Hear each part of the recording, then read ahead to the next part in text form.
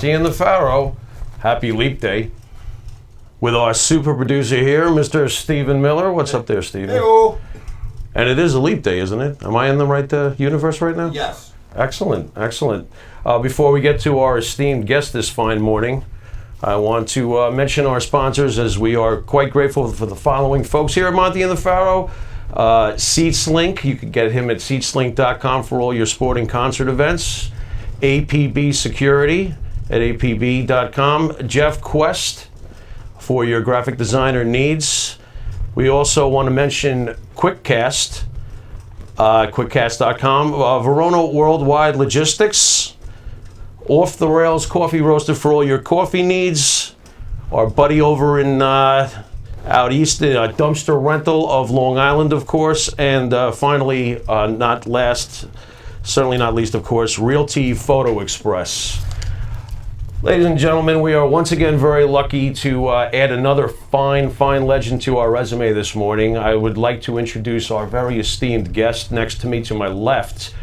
Born Terry Scott Shopinski, March 28th, 1962. Oh, got a birthday coming up, huh? Yeah, I do. Nice. Born out in, if I'm not saying this right, sorry folks, but as usual, the Pharaoh does not have his glasses. Pompano Beach, Florida, if I'm saying that right. What was that, Pompano? Pompano. Oh, thank you, Eric. As usual, Eric, making sure I'm standing up straight as I fall down. I'm also born in Florida, by the way, so I guess Florida's got it half right. No, actually, I wasn't born in Florida. I was actually born in Madison, Wisconsin. Why is this thing lying to me? That's not right. Where were you born? Madison, Wisconsin. Oh, nice. Okay, so what's with the Florida connection here? Is there a Florida connection? Or That's somebody pretty much invaded your Wikipedia page? No, I just kind of moved down there to stay a little warmer these days. Okay. Build, folks, at 6'5", 323. That's kind of light. I was Really? actually about between 330 and 340 at my biggest. Man, oh man. Alrighty. The one major belt I would like to mention was he is 1/3 of the former NWA six-man tag team champions with the great Ivan Koloff and, of course, his partner, the Barbarian. Folks, you know him from the NWA. You know him from the WWF days. Ladies and gentlemen, one half of the Powers of Pain. This is the Warlord. Morning, everybody. Thanks for having us here today, my fine friend. First thing I want to ask you is where does it start for you? Are you a fan of wrestling growing up? I actually watched the old AWA when I lived in Minnesota, and it used to have Billy Robinson, Nick Bockwinkel. I watched him. A whole bunch of those guys back then, and it just interests me a lot. Plus, I amateur wrestled when I was young.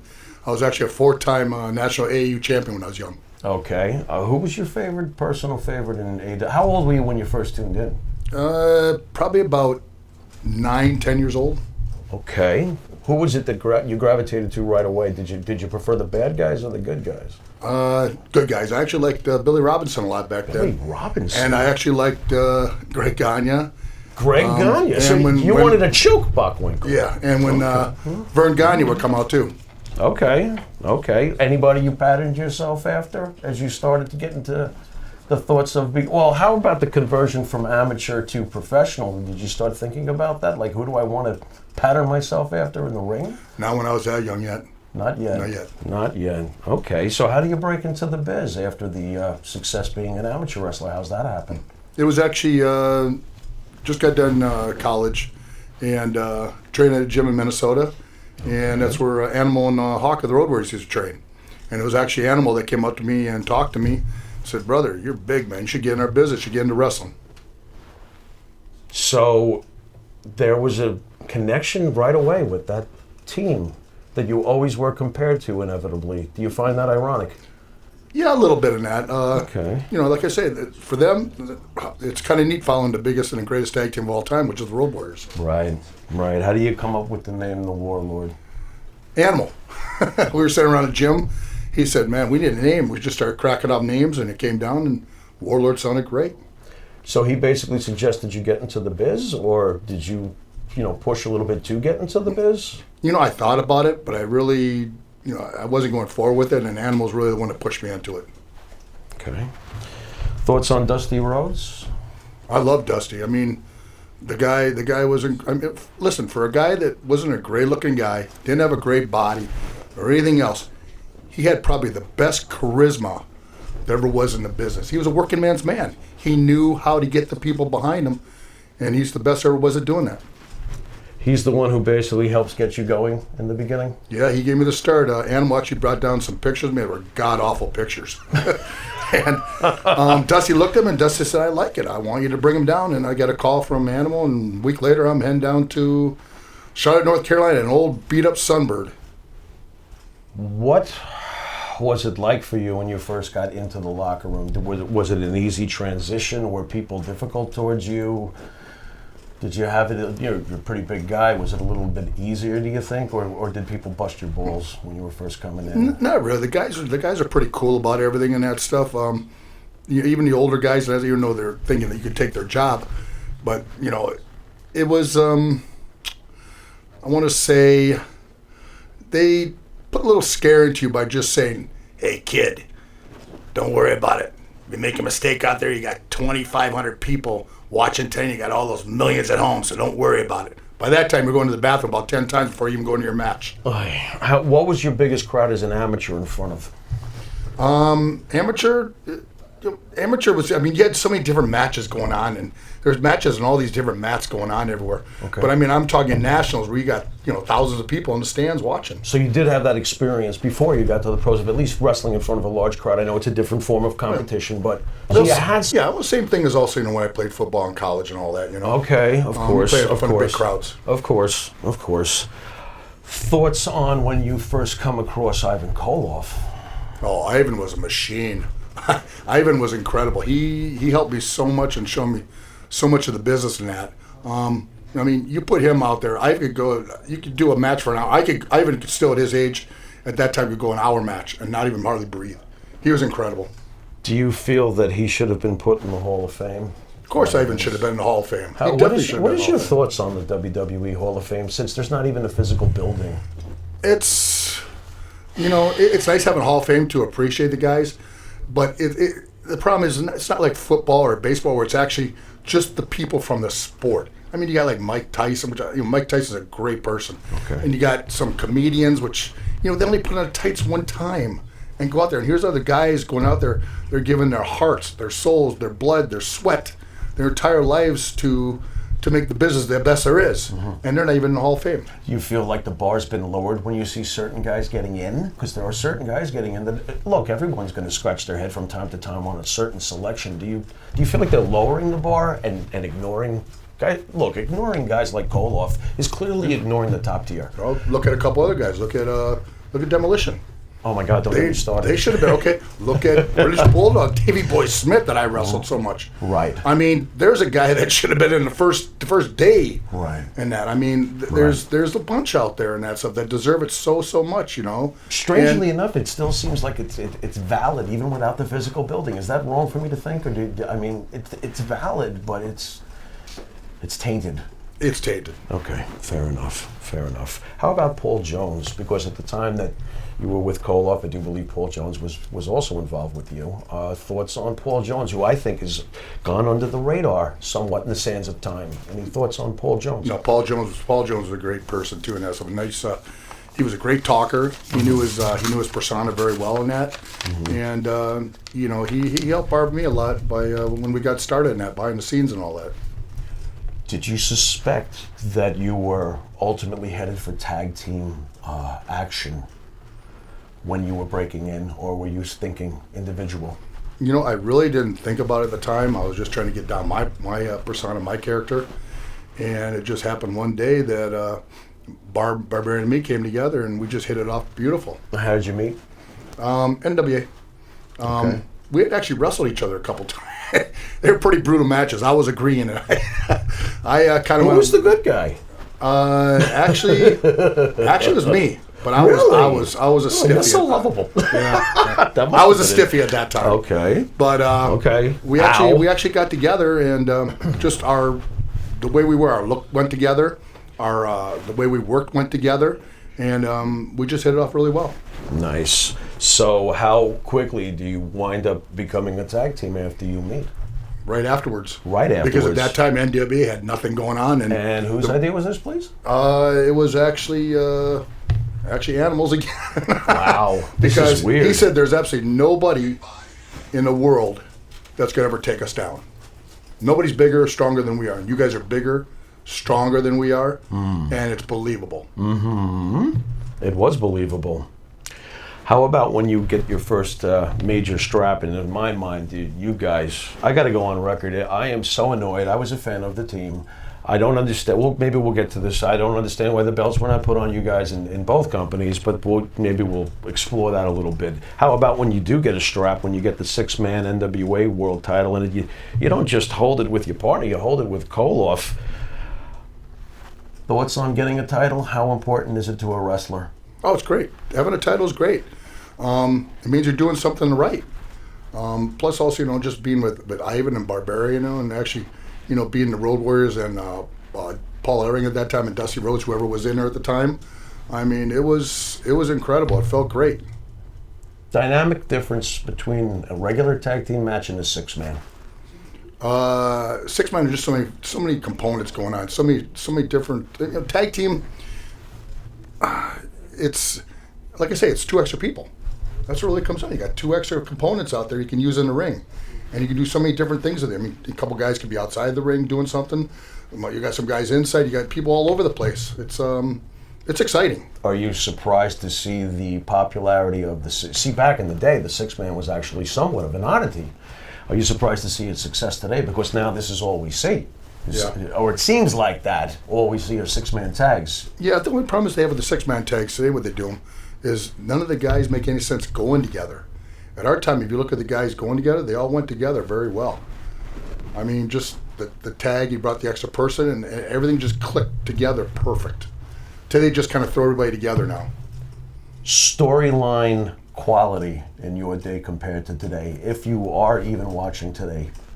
Are you watching today's product, by the way? No, not too much anymore. Right. No. Thoughts on the way the business has changed as far as the way they write and the way they present it? Well, first of all, the writers are not in the business and that stuff. They're outside the business. Dusty was one of the few that was a writer inside the business when he was alive and that, But, we told stories. We built something up where it didn't just go for a month and boom, out the door. We built something up for 3 months, 6 months, almost a year sometimes, where you just develop that storyline so when it punched out at the end, it meant something. Today, a lot of times, I've watched it a couple times, you can't tell who's even the babyface or the heel anymore because everybody's trying to outdo each other in the biggest move out there. And how many DDTs can you have in a match? How many, just different these big moves these guys are doing, these guys are kicking out. I don't understand. What do you use for finishes anymore? It's crazy. I've seen traditional finishes start matches. Yeah, it's crazy. Here goes another 20 minutes after he should have been done 20 minutes ago. And like I say, you give somebody a DDT, you get up and that guy's up before you're up. Right. It's like, what does that mean? What's on the smaller guy nowadays being Well, able to do things that only we read about in Superman comics. Yeah. Any thoughts on when you see a smaller, like 190-pound dude pinning a 330 mammoth? Because he did a cartwheel and then bounced off the ceiling. It's just the way the business is going now. It's unfortunate, you know, because in my time, we were larger-than-life cartoon characters. That's exactly we were.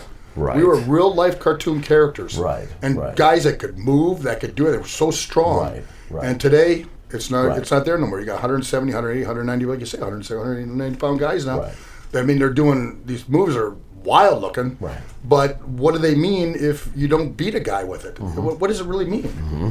Thoughts on, and I'm not sure if you're aware since you told me you don't watch the current product, they put the belt on Goldberg just a few days ago. Vince is, he's WWE champion now, and the internet is having an absolute meltdown.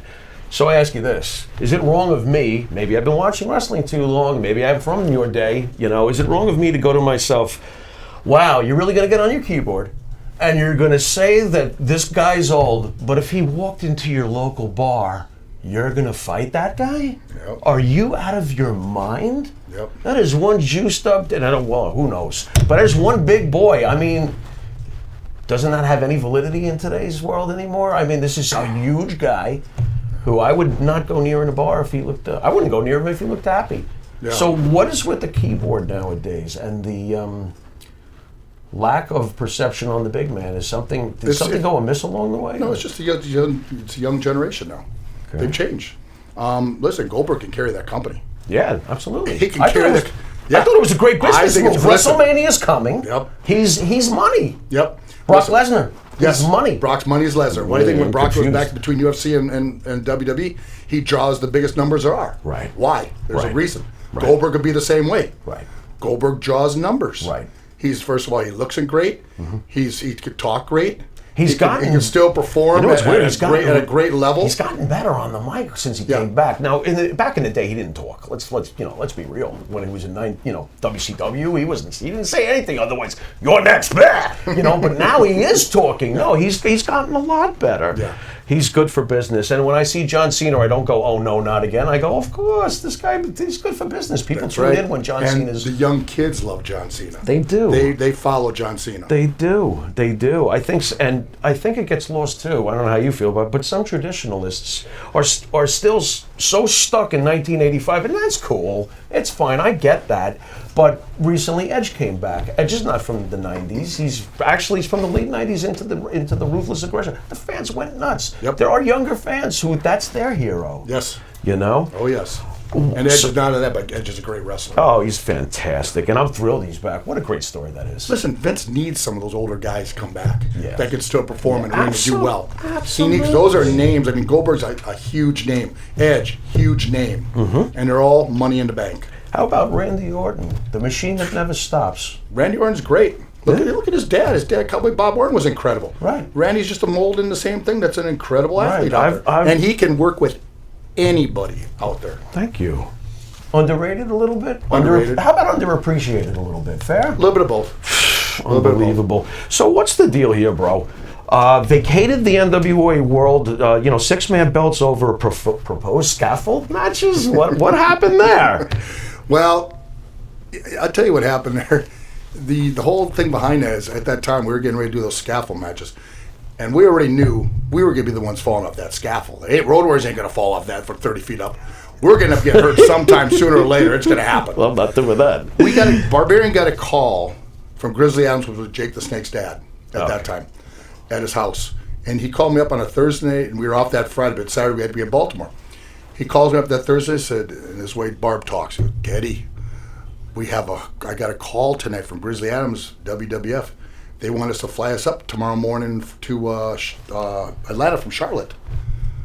Okay, well, let's go. That's fine. So we take off the next morning. The plane tickets are at the airport. Get there, get to Atlanta, limo waiting. Go ahead, take us to a big hotel by the airport. Go upstairs, have a key there, open up the door. Inside the room sitting Pat Patterson, Hulk Hogan, and Vince McMahon. Oh, holy trifecta. Yeah. So we sit down. They go through this whole spiel. Now, Barb didn't talk much at that time. So Barb goes, at the end, they go, well, what are you thinking, Barb? Barb looks at him and goes, well, when do we start? I'm like, I'm looking at Barb, when do we start? Well, we want you to start Monday. This is a Friday now. Wow. And they want us to start on a Monday. So I'm like, okay, Barb, that's what you want to do. So we have to go back to Charlotte now because we have to fly to Baltimore the next day. And this is funny what happens here. We get to Baltimore. We're doing a 6-man for our belts that night. So we go out there, and Animal was still hurt at that time. Supposedly. Okay? Because he cracked his eye socket is what had happened. Okay. Stupid move I did that done a million times, I guess just our size. It was just too much for that move. And my shoulder blade went into his eye socket. Broke his eye socket. So we're going to Baltimore. We get there, and we get out to the ring with Ivan, and out comes Hawk with Dusty Rhodes, and Paul Ellering was filling in for Animal. So we go through the thing, and right as we're getting ready to start, all of a sudden, the Road Warriors music comes back on. It was Barbarian and Hawk getting ready to start. So we stop. I'm saying, well, how come their music's coming back on?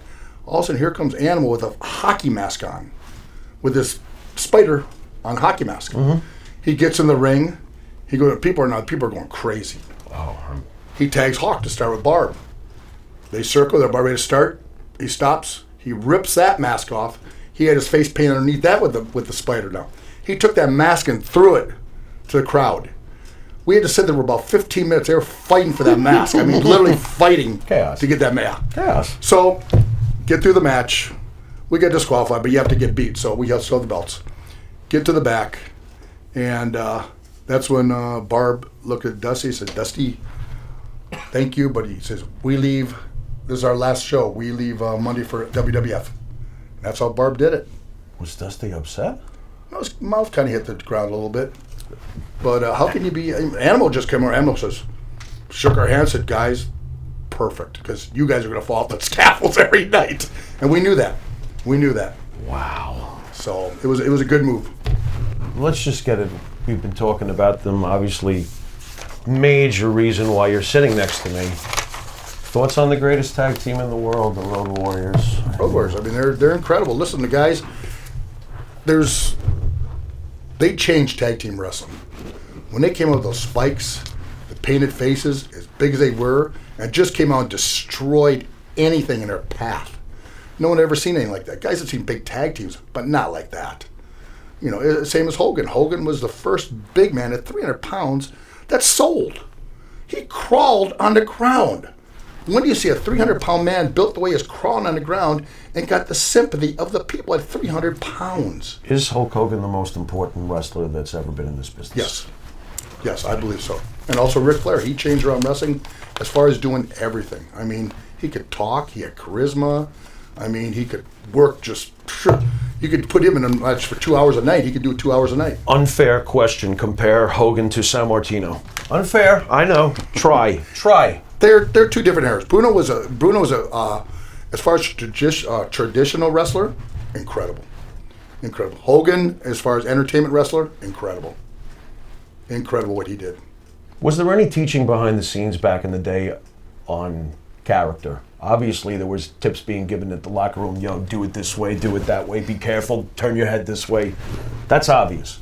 Was there any tips to you about your character? Pretty much they didn't care. Pretty much, we were lucky at that time because we got to go to different territories, and we got to develop our character in every single territory. Okay. So by the time you got to the WWF, you could work with any kind of character, any kind of style that there was in the ring. You didn't come out of developmental school. We learned from the same person how to talk, how to walk, how to go ahead and perform, how to do everything, you know. We got to go to territories and learn. Company philosophies, though, between NWA and WWE, and also television product approach and final product at the fan store, saw clearly different. So there had to be some sort of shock as you came into WWE, perhaps? It was 9 days. Listen, production in WWE was great, but it was still more towards a traditional wrestling. Okay. WWF was glitz and glamour.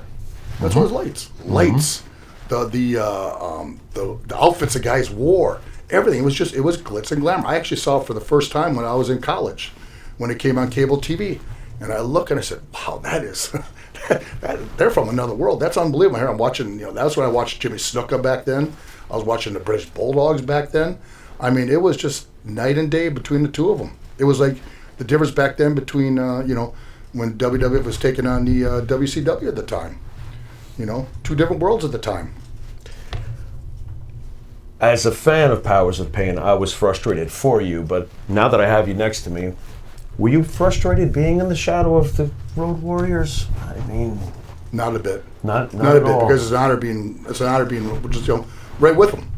I mean, also being the first tag team to actually put them on the ground. We were the first tag team to ever put those guys out in that bench press contest. No one had ever done anything like that to the Road Warriors. No one even touched the Road Warriors at that time. Frustration over never getting the belts, because, again, I'm speaking as a fan. Yeah, I think we deserved them at the time, but I also understand it was business. As you get older, you understand all that. Preference, heel or face? At the end of the day? It really doesn't matter to me. If you want to sell merchandise, be a face. Okay. All right. Being a face. How about after Austin kind of like turned the whole behavioral thing and faces could even act like bad guys? Do you think the value of a bad guy has increased over the years? I think so. Oh yeah. Listen, Austin at that time when WCW was so hot and taking all the ratings, Austin's the one that saved that company by what he did and what he did out there. I mean, doing the 316, doing all that, he saved that company. How about thoughts on Baron von Raschke? Oh, Baron, like I said, I watched him in AWA too when I was in Minnesota. I was a kid. Baron was great. Very quiet man, but look what he did in the ring. He didn't have to do much. He did the stomp. He put the big claw on. I mean, he didn't have to do a whole lot, but what he did great. You have a Koloff aura to him by any chance? Because they both struck me so similar on camera. Very Was their similar. presence very similar in Yes, real life very in the similar lockout? That's people. interesting. Yes, very similar. Okay. How about your memories of Survivor Series coming to the aid of the great Mr. Fuji after defeating Demolition's team? Of course, Demolition goes and turns heel. And out of nowhere, there you are saving Mr. Fuji. the great Mr. Fuji. Yeah. Any thoughts on that? That was a major moment there. You know, the funny thing about that, I mean, and that was great because we got to work that with was so awesome. many talented tag teams in one ring and put out such a great show. And to come out of it with the Demolition at the end and to take Fuji, the problem is everybody thought that Fuji turned babyface with us. Mm-hmm. So when we got done, people were cheering us and loving us as we're carrying Fuji on our shoulders, out of breath, dying, walking him all the way to the back on our shoulders. Right. But it took a long time to have the people turn us heels. We actually had to go out every night, and after our match, we'd have to go run to the ring and pound some babyface real bad, do something real big to start having people start realizing we're heels, not babyfaces. Yeah, it's bizarre. I was thinking though, got to give Mr. Fuji a lot of credit for all the heel heat he had built up to that point over all those years, because this didn't really work. Go ahead, beat his ass. He's such a bad guy anyway. Get a load of this. You got to make up for his. Look who he had, man. Don Rocco for a long time. Yeah. He was in that tag for a long time. Yeah. You know, he had Demolition for a long time. I mean, he was very good at what he did. I'm from the days of Fuji and Saito. Yeah. Fuji was a very, very smart man in this business. If you liked it, you loved it. If you didn't, Was he as wacky as I've heard? I mean, when he took a rib out on somebody, was it as legendary as I've heard? He was pretty. It was. So he had his haters then, obviously. Like I say, Fuji's mean. If Fuji liked you, he loved you. Okay. If he didn't, hide. Right. That's basically the way it was. Right. Because if he'd find you, something's going to happen. Right. Thoughts on my personal, no offense, my personal favorite all-time tag team is Demolition. Thoughts on Demolition? Great tag team. Two of them went together great. Why are they not in the hall with them? Is that because of the lawsuit? Or, Hold on a second. Did you have something? Were you involved with that? Yeah. You were involved we with were. that. Okay. Listen, okay. a lot of the guys are in a lot of pain. Right. A lot of guys, I mean, even like me, man, I get a lot of headaches all the time and You that do. stuff, you know. Okay. You know, and the other guys, some of their guys are a lot worse than I am. A lot worse. Where does Vince McMahon stand in your mind as far as accountability towards the guys who've put in years and years to this business, who are obviously suffering now? You know, Does he owe them something? This is what I say all the time. You know, I have no animosity towards Vince whatsoever. None. Okay. He helped me not take my persona from a national level up to an international level. He gave me, he gave me a lot of merchandise. You know, I mean, I got a ton of action figures. I got all this stuff, which I really appreciate. Was it hard for you when you made the decision to be involved in the lawsuit against him? I mean, it was hard. Of course. So there was a lot of soul searching. Yes, it's a big decision and that stuff. Yes. Is Vince McMahon a bad person, from what you know, from what you've seen? This is what I say to people: Vince is a businessman, and that's plain and simple. He's a straight up businessman, and he's going to make everything through business. That's what he's going to do. Like I say this, you know. So many guys in business hate him. I've never hated Vince. Never will.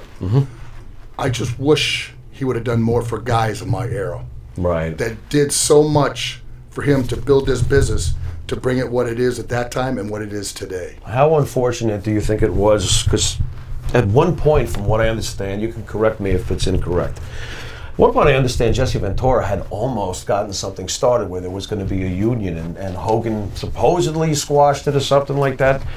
How important do you think that moment was as far as the fate of so many wrestlers in the future? And do you wish there had been a union? And do you think there ever could be a union? There'll never be a union. Vince will never let it happen. Just like the UFC, Dana White will never let it happen. There it is. It's the same thing. It'll never happen. Vince gets one word of anybody doing it, they're gone the next day. He did it to Brian Blair at the time. Brian had talked to Gene Upshaw and all them stuff in the union, and talked to the NFL union. And next day, boom, they're gone.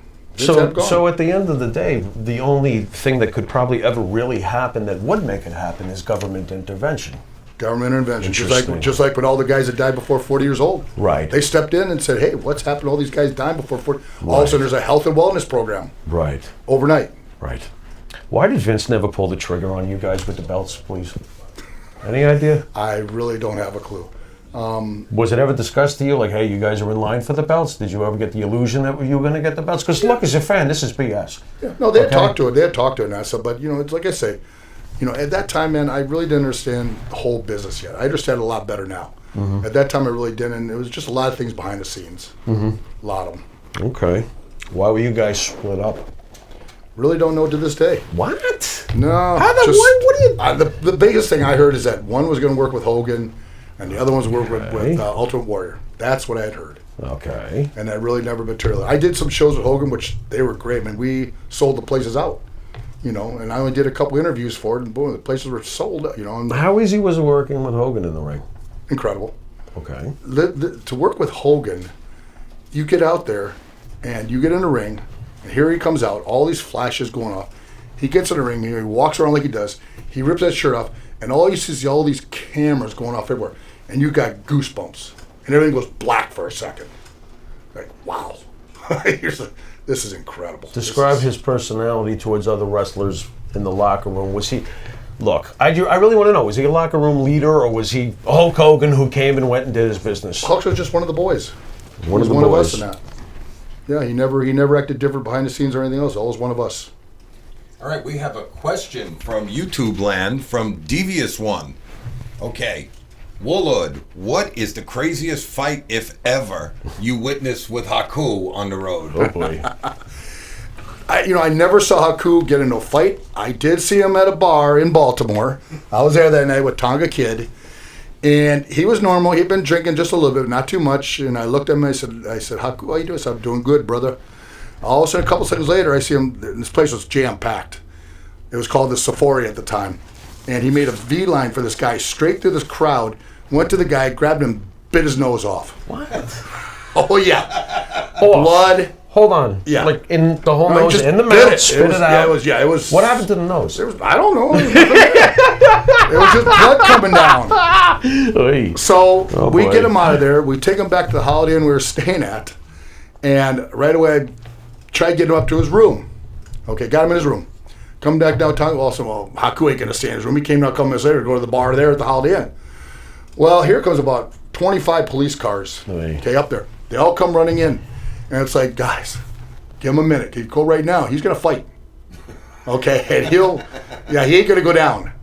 Give him a couple minutes. He'll be cool now. So it's kind of like, remember the Blues Brothers in the elevator with the music going on, that elevator music? That's kind of like what it was at that time. Everybody's music going on like that. As soon as that couple minutes went up, they went up to Haku. He turned right around, put his hands out, and that was it. Haku was... Listen, I tell you, he gave his shirt off his back. But he just didn't want to end up saying something wrong or be on his bad side one time. So his reputation is safe. He's basically the toughest guy you've ever seen behind the scenes. Him and then Barbarian right behind him. Barbarian right behind him. Right behind him. Did you and Barbarian have a conversation with each other when you realized you two were split up since there was no, formal whatever? Or? We hated it. We loved being together. We went together very well.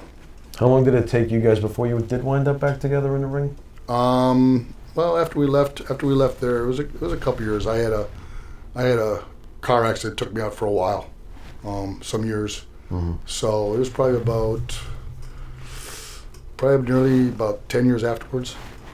You prefer wrestling as a single or afterwards? I mean, did you go, I don't miss tag team wrestling, or? That's all I do is tag now. Yeah. I don't want to. How did you feel when they did try the singles push for you? The singles is, listen, I enjoy. I got to work with some great people. I got to work with Tito Santana. Mm-hmm. I work with Jimmy Superfly Snuka. I mean, that was one of my idols when I was in college and that stuff. Of course, I got to work with Bret Hitman Hart. Which, if you can't work with Bret, you deserve to be in the business. And also working with the Davey Boy Bridgeball, which we had great matches. And on that, how about the memories of WrestleMania 6 and thoughts on him in general? Davey Boy was a great wrestler. I mean, he grew up on wrestling. He grew up in wrestling in England, and he came over. And of course, he went up to Stu Hart's place in Calgary. That's where he learned and all that. He did his thing, and then also he got that big shot in the WWF at the time. Davey Boy could wrestle. Davey was going to be a 285-pound guy that could move like he did, and everything he could do. He was incredible. So, basically, after WrestleMania 6, did you realize at the time that you would be moving on, or was there any indications that you would be moving on from the company, or No, how do we wind nothing up- really at that time. No. Okay. So how do we? Where do we go to next after Vince? I mean, what are your thought process, or is it an accident that the accident you had derailed you, or? No, it just I went, just after I was done there, I took a little time off. I needed it because for all those years you're traveling every single day. People don't realize, we're doing 320 shows a year. We were on a jet to some different city every single day of our lives. Right. I mean, you just became a robot. Right. And I just wanted to get away from being a robot for a while and just get my life back together and get my thoughts and my mind back together. So I took some time off. And I went on and started doing some single stuff again. Just some singles on, for Independence and that stuff, for a while. Yeah, I just kind of moved on. Describe the drug scene back in the day. How bad was it? It was bad. Were you able to avoid it? Yeah. You were. Yeah. Listen, guys, I'm not like everybody. I don't cover that. The only thing I ever did was steroids in my life. Okay. That's it. I'm not gonna lie. Look how big I was. Of course. Right. I'm not stupid, man. Right. So many guys. Anybody can see. They can look at somebody. You can tell somebody is or not. You can tell. How bad were the side effects of steroids for you? I never had any problems. Okay. I never had any problems at all. Okay. But I'm not taking mega doses like some people do in that, and I'm also not mixing things. I mean, you can't take steroids, then you take, you're taking 20 Percocets a day, you're drinking, you're taking stuff to take you down at night to make you rest. Your heart is up and down the entire time. What was your busiest work schedule like when you were at the height of your career? How many days a week were you working? How many matches a week were you working? Well, I can give you one of my schedules over this few days here. I lived in Minneapolis. I flew to Washington, D.C. for an afternoon show on a Saturday at the Cap Center. Did a show there. Had to go right back to the airport and catch a flight to Boston, do the Boston Garden that night. As soon as I got done there, I had a 7 o'clock flight the next morning to fly to Denver. Did a 1 o'clock in the afternoon show in Denver that day. Right after that show, I had to drive down to Colorado Springs, do a show in Colorado Springs, back to Denver that night to catch a flight to Seattle the next day. Had to do a show in the Tacoma Dome. Did that show, went back to Seattle, had to be down in Phoenix the next day for TV. Did a show in Phoenix. After that, I had to drive to Tucson. Did a TV in Tucson, and then back to Phoenix. From Phoenix to Dallas, did a show in Dallas the next day, and the next day ended up in Madison Square Garden last night. You didn't In those 2 mention days. You didn't mention whatever pills you were taking to stay awake. What were those pills? Yeah, that was just loving the business. That's exactly what it was. Favorite match in your career? As far as singles, Davey Boy. Davey Boy and me clicked. That We was clicked. it for you? Yeah. That's the pinnacle? Yeah, we clicked. We always ask this on the show, so don't smack me. Man, that would hurt. Favorite payday? What was your biggest payday? Was it WrestleMania 6? Yeah, last year was WrestleMania 7. It was with Davey Boy. WrestleMania 7. WrestleMania 7. Was that WrestleMania 7? Okay. WrestleMania 7. Okay. my Yeah, bad. that was the biggest one. How much? Davey Boy. That's what we asked. If I remember, I think it was 25. Wow, okay. We have another question. Well, we have two actually. One from Big Bubba, who was asking about the steroid trial and your testimony. Yeah, I was the second one on the stand in that. Like I told him, I told everybody, everybody did steroids at that time. The biggest thing I always said, though, and I said it, I said, Vince is a promoter. Of course he'd love you if you were bigger and if he did something, whatever. But he never made you or forced you or told you you didn't have a job if you didn't do it. He had nothing to do with that. So everything was on what we decided to do and what we did. The second one is from MAGA 2020, who asked, is there anything that they ever asked you to do in ring that you refused to do? Yeah. Besides scaffolds. Yeah. We already No, got that one. I think it was one time cutting my head, which no. I got to live with this face. I don't want my ears touched. I don't want my nose touched. I don't want my forehead touched. I got to live with this the rest of my life. Thoughts on, you got another one No, for me, that's brother? good. Excellent, thank you. And thanks to the audience for the questions. Thoughts on when Mick Foley was thrown off the cage, forever changing the business, because what you just described, the not wanting to blade yourself. I got to look in my face in the mirror every day. Foley obliterates that bar, and now you have kids and backyard wrestling starts. Any thoughts on when that all went down, and thoughts on Foley? Was that the one in New Hell York in a City, Madison Cell, Square Garden? where your Undertaker threw him off the top. Was that the one in Madison Square Garden? Where was that? Pittsburgh '98. Pittsburgh. Pittsburgh '98. Some bad stuff. Listen, Mick did Classic, some- but listen, Mick, like I say, Mick was like Dusty. He had unbelievable charisma. He could talk.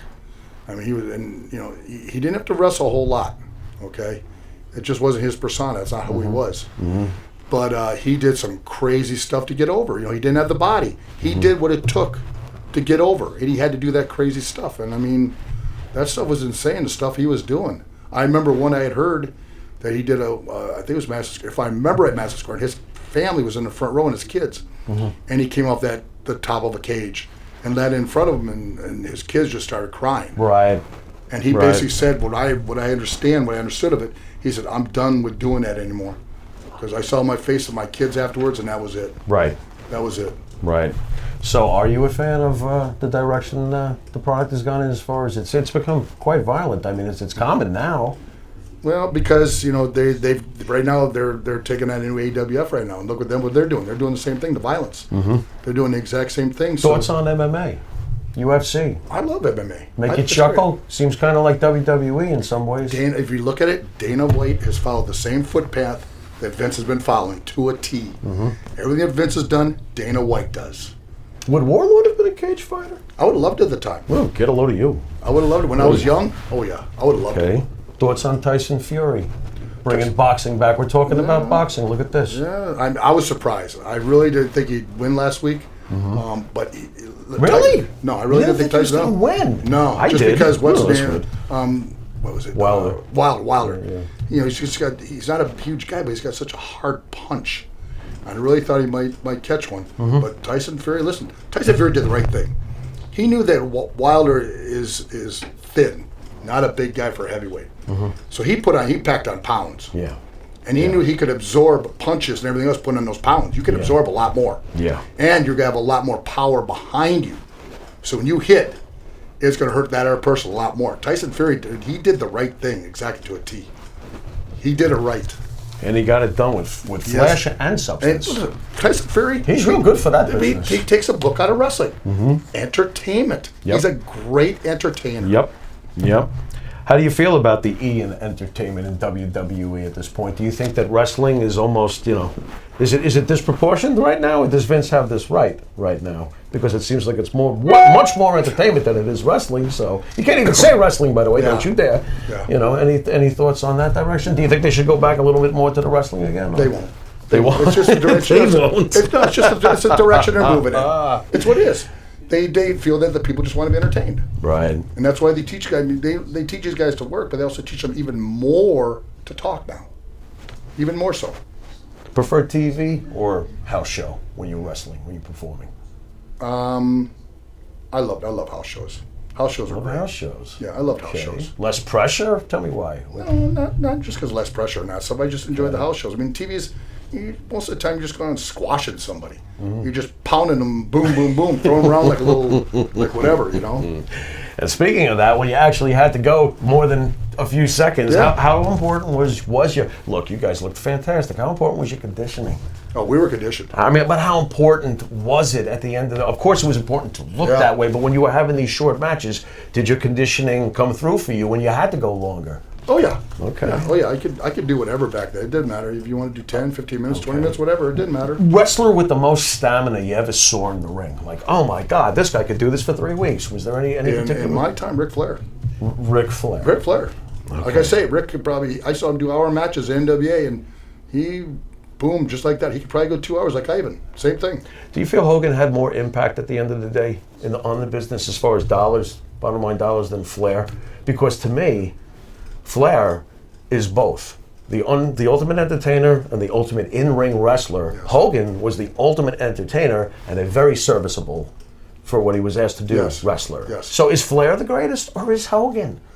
Hogan's the biggest name of all time. That's what I say. Always be the biggest name the biggest, of all time. Yes. That's Biggest what money I think. producer ever will be. I think so. Yeah. Flair's on his tails.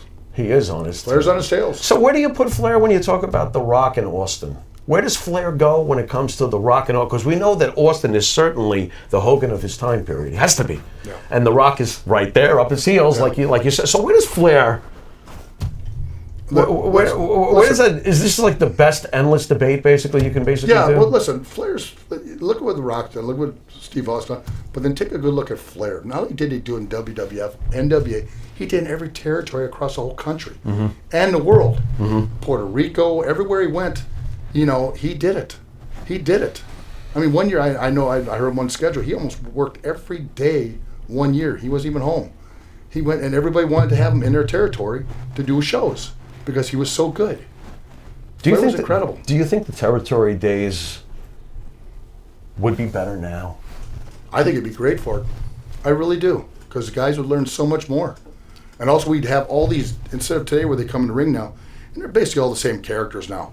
You'd have all these different kinds of characters come to the ring and work in all these different kinds of styles. Maybe get some heel and baby faces out there again. Thoughts on the women's revolution? This ought to be good.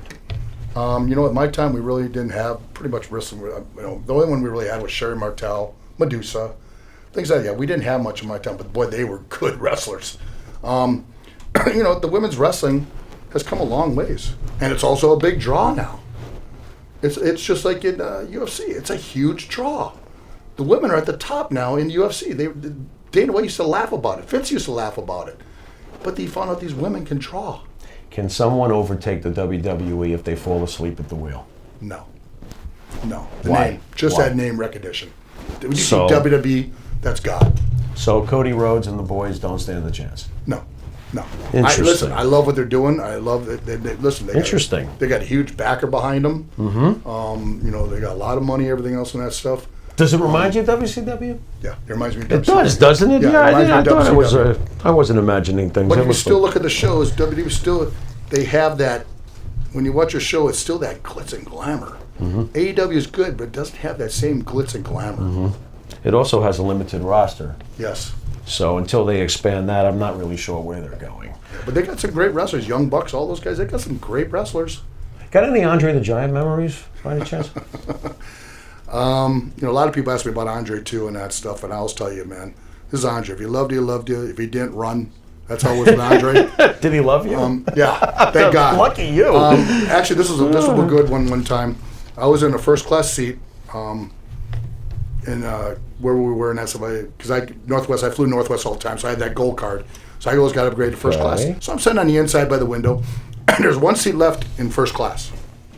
Well, who gets on the plane at the very end? Andre. Hey. Now, you know in between they got those big trays in between the first class seats. His hand was so big, he went to that tray, pulled it out, just his hand. Look at the stewardess, he goes, "Stewardess, can you please take this for me?" Now I'm thinking, oh my God, Andre's going to sit next to me. Here I am, 330 pounds, Andre's 500 plus. So he sits down. Hey. Now, I had gotten a big breakfast in the morning, so I just wanted to get whatever sleep I could. So they put some food on my thing, and Andre goes ahead, and I'm sleeping. He gives me a big chop on my chest. Pow! I mean, his hand took up my whole chest. I'm like, oh my God. He goes, "Boss, you want your food?" "Okay, Andre, take whatever you want. That's cool, man. I can't breathe right now." That's how it was, man. I was like, oh my God. That's how big his hand was. The guy was that big. How quick was Andre's temper? Andre could. This is another good one. Duluth, Minnesota. Okay. It was Big John Studd and Andre they were doing an angle. John Studd didn't do the angle right. He muffed it up. Did he step over the rope in front of him? Because I heard Andre didn't like him stepping No, over. Andre didn't like Okay. anybody except for him. Okay. Listen, that's out of respect for Andre. Right. Andre's the only one that did that. Right. So, something happened in that match and went wrong for that angle. All I know, it was 20 below zero outside of Duluth, Minnesota. 'Cause I lived What in is it Minneapolis. not? Go Yeah. on. And Hey. John came out, he ran down that aisle, grabbed his bag, didn't even put a shirt on yet. He says, "I got to get out of here." He ran to his car in 20 below zero without a 300 shirt. plus pounds of him. 360-pound man. Moving his to ass car. off. Oh, my God. And here comes Andre a couple seconds later. "Where's John?" Oh, boy. And I knew something happened in that ring. I knew it because Andre was hot. Right. He was hot. Right. Oh, God. Got another question from the audience. We Yes, actually sir. have two.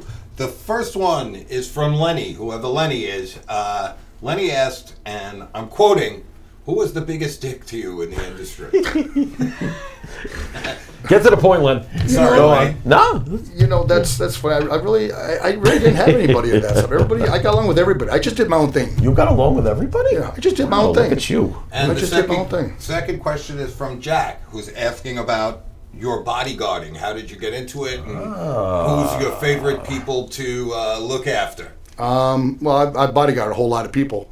Yeah, we got to talk after the show. Yeah, but Thank you. of course, you know, working for 50 Cent, Curtis Jackson, that was a lot of fun. Curtis is a good man. Good man. Doesn't drink, doesn't smoke, doesn't do anything, tries to work out when he can, takes care of himself. Says his prayers, And- eats his vitamins. Yes, very hard worker. Okay. And also Kimball Slice. Kimball was great. Slice. I love Kimball. Kimball was a great family man and probably the hardest puncher Oui. I've ever seen in my life. Really? Yeah, Kimball. Anyone difficult to work with? Not too much in that stuff. I mean, you know, like I said, everybody had their style. As far as I can remember, really, I pretty much, you know, I was able to work with everybody. There's maybe one NWA with Italian Stallion. Italian Stallion. Maybe Italian Stallion a little bit. Yeah, buddy. But no, everybody, it was all pretty good. Pretty good. Okay. Keep the questions coming, folks. Yes, thank you, folks. The hard question to ask. Thoughts when Hawk passed? Did you see any warning signs over the years? Listen, Hawk was a person. He was. I got him because, you know, we're all from Minnesota. I loved Hawk. Hawk was great, but he had demons.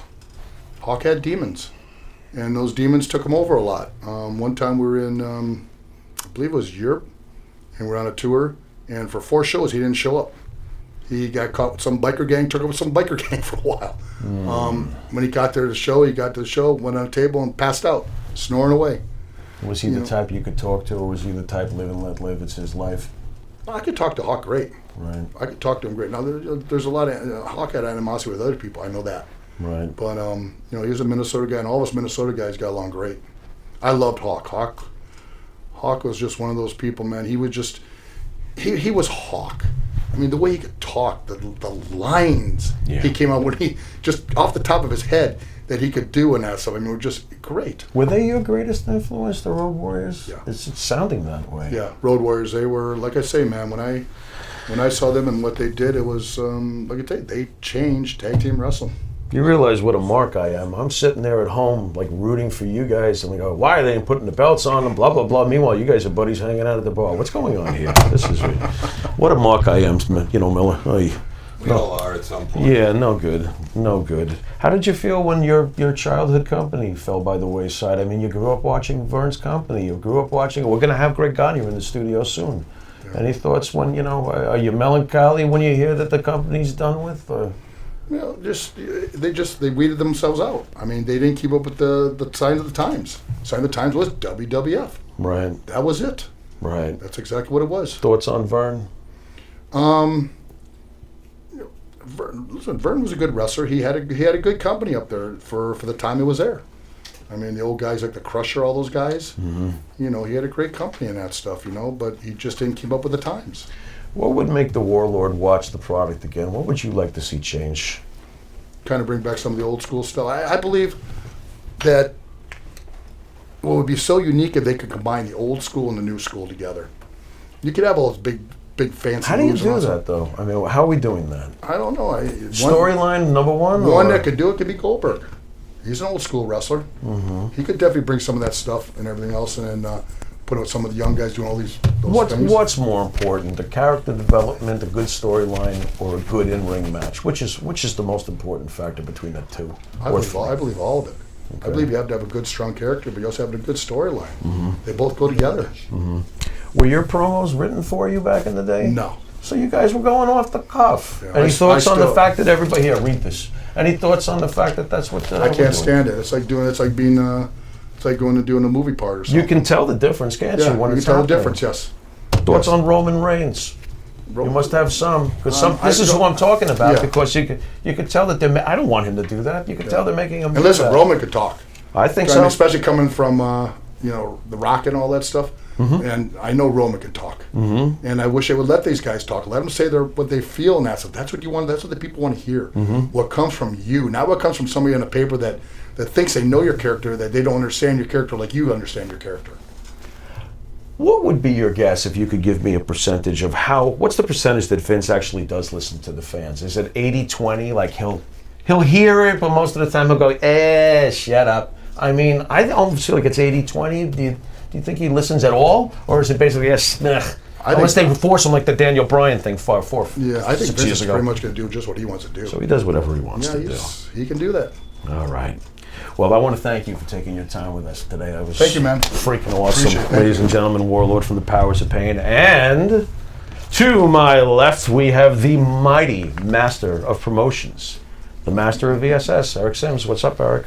No BS, your cult hero. It's ESS, and we're back on the road once again. And this time, the Warlord. You hear him here on the Monty and the Pharaoh show. And later today, 2 o'clock to 4 o'clock, we'll be at the Wrestling Universe in Queens, New York, and it's free. So show up. You get one item signed for free by the Warlord. Show up. Come support the Wrestling Universe. And then tonight, TCW Titan Championship Wrestling.